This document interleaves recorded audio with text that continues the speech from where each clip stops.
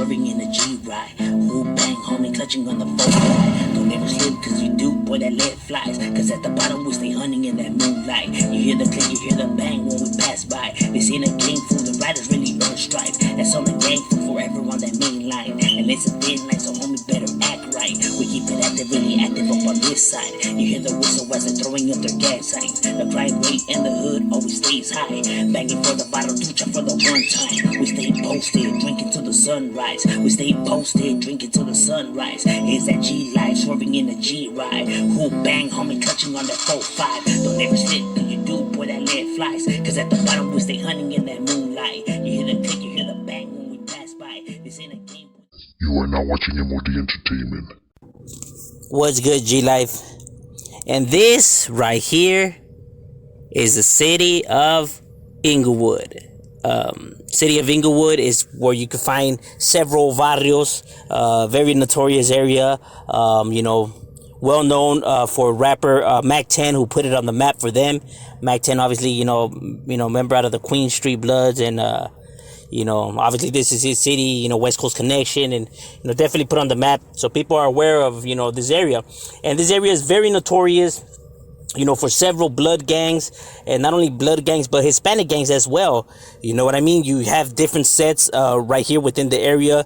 You have the Tepas, the 18 Streeters, and Malditos, and all kinds of barrios within this area. You know what I mean? It definitely gets on and cracking. In the Inglewood 13, obviously, for sure, very old school barrio. And then within this area is where we could find one of these barrios that has a unique name to it, that often gets brought up to me. People be saying like, people say that this is a barrio, but I don't think it is, or whatever.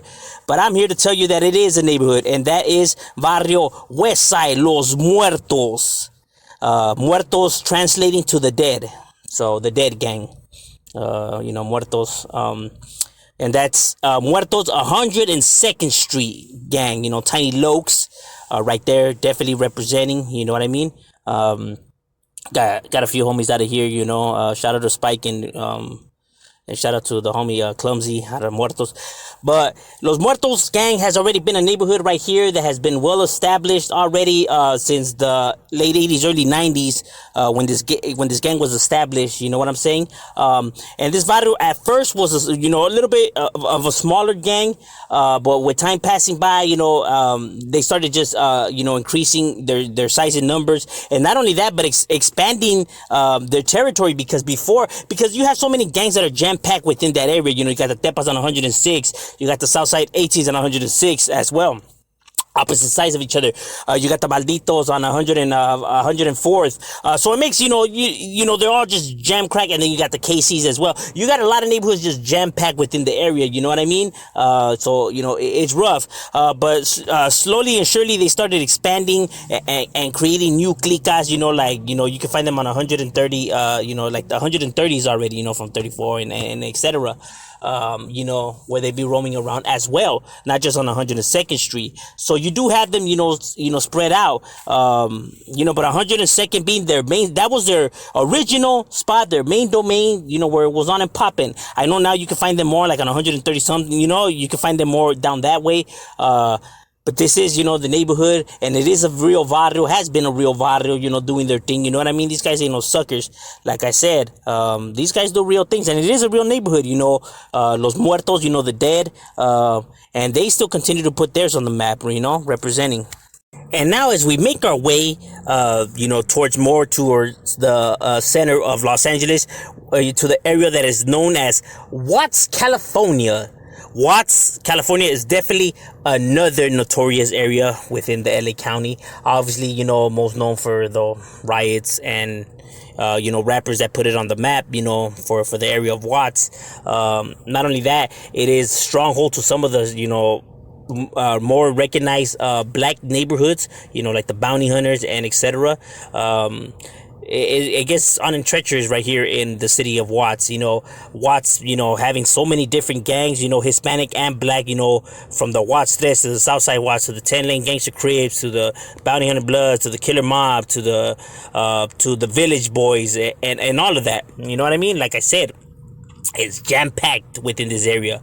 And this is another area where you're able to find one of these neighborhoods with an interesting name to it, that people often find a hard time believing that it's a real barrio, but I'm here to tell you that it is. And that is the barrio SCL. Now, SCL translating to barrio suicidal. So that's Suicidal Watts gang, or barrio just suicidal. And no, it is not connected to the suicidal tendencies barrio, the SCs. It's not connected to the other barrio suicidal. There's several suicidal gangs that I'll be speaking about on a separate video. You know, but we're gonna be starting off right here with this one, the main one, because it's the oldest one out of them. You know what I mean?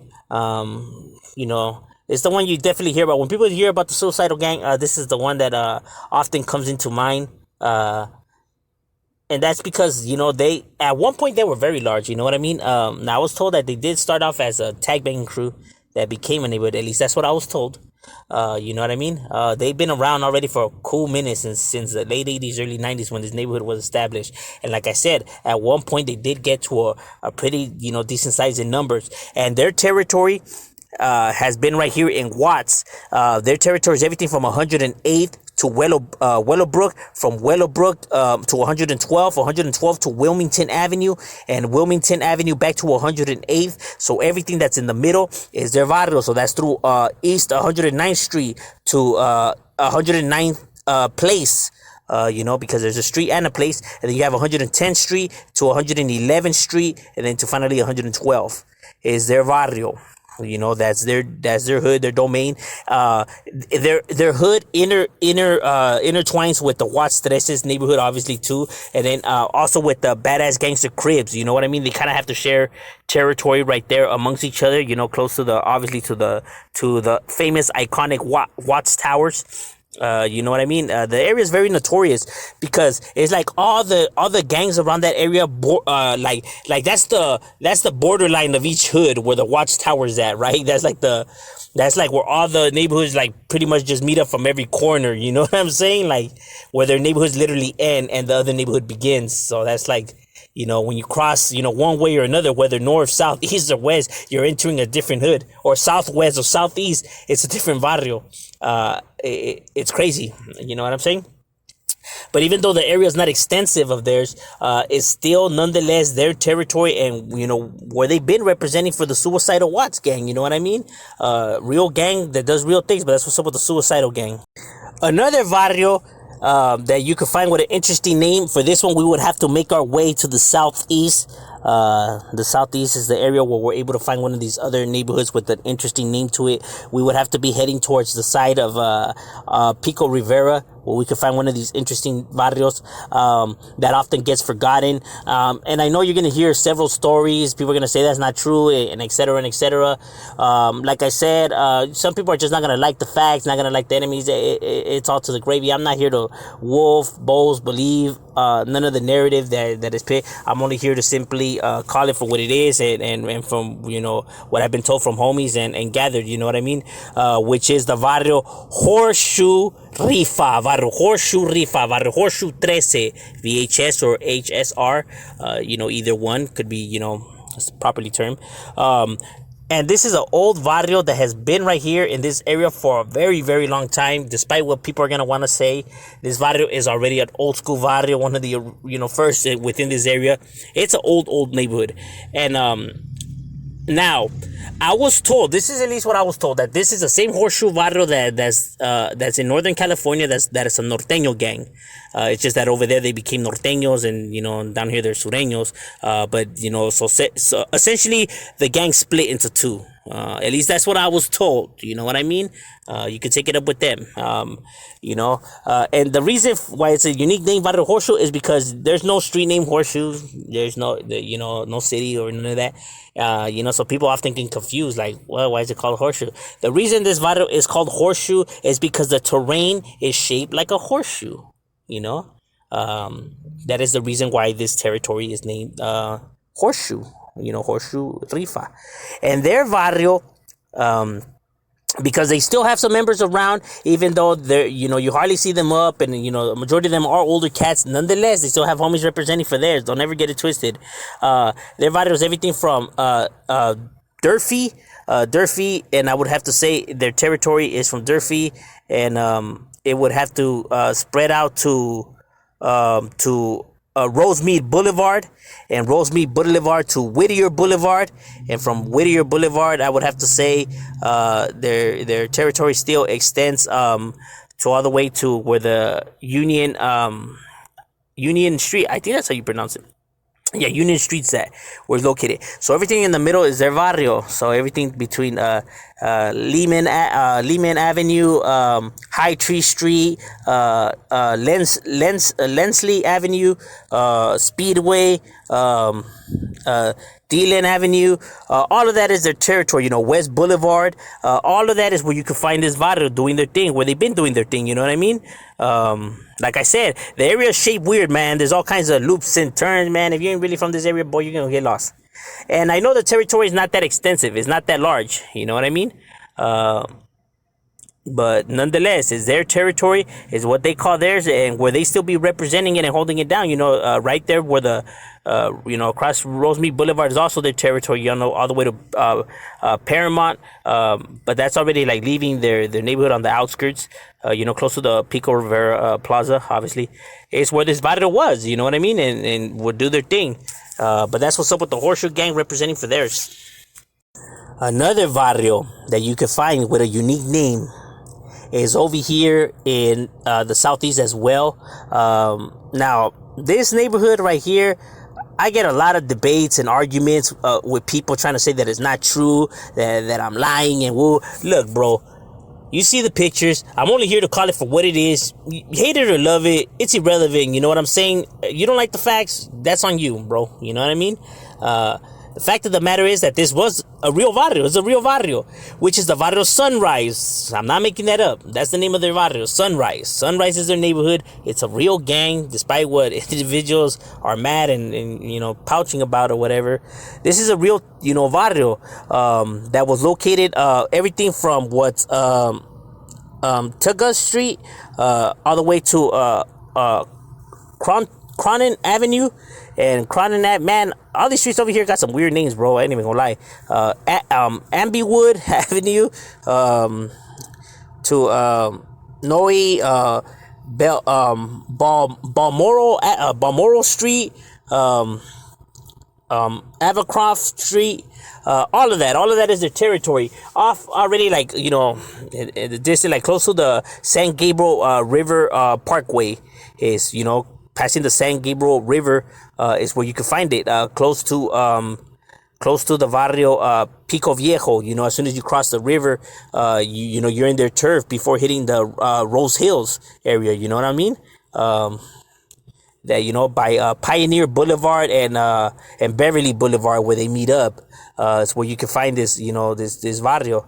That just right there in that patch. Like I said, it's not much of a territory. It's not big. It's not extensive. Right there on Springland Drive, that slices through the heart of their hood. That's like their domain, homie. If you're on Springland Drive, then you right there already, homie. That's their dojo. This is a real neighborhood. Awfully was always a small barrio.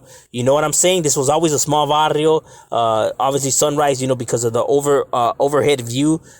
Is why, this barrio, was named this. And that's just their barrio, and continue to still represent for the SR. Now, as we make our way over here to Riverside County, to the area of Riverside, where we can find the next barrio with a unique name to it. Riverside being home to, several different barrios, within this area. It gets notorious up in Riverside, you know what I mean? Don't get it twisted. A lot of people, consider the IE being, nice part and peaceful, but hey, it gets treacherous right here. And then, this is an area where we could find one of these barrios with a unique name to it, which is the barrio 5150. Obviously, for those who don't know, because I do get asked, about this, 5150 is the code that they use for, for when somebody, is insane. When somebody's going off their rockers, somebody's cuckoo. You know what I mean? When somebody's pretty much crazy, insane. That's what 5150 means. You're stuck in insanity. And Now, the Barrio 5150's territory is pretty extensive. Their territory is everything from Well Avenue to Taylor, I would have to say, to Holt Avenue, and where Holt Avenue and Wells Avenue meet up, is what's considered their barrio, their territory, and all the way to California Avenue.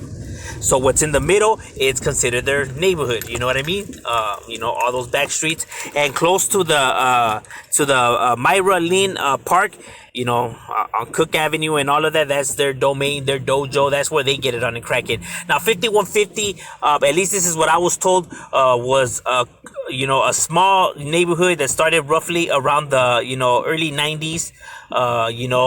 They started off as a small group, kind of like tag bangers, but from the gates, they were already trying to be a neighborhood, a barrio, you know what I mean? So these guys were never like taggers or nothing like that. These guys, off the gates, they were banging and stuff like that, repping theirs. And then as time went on, they started getting larger, making their presence felt. As a matter of fact, this barrio even made national headlines, and they had, a manhunt for some of their homies. So it was making headlines and news, because they were out there, doing real things.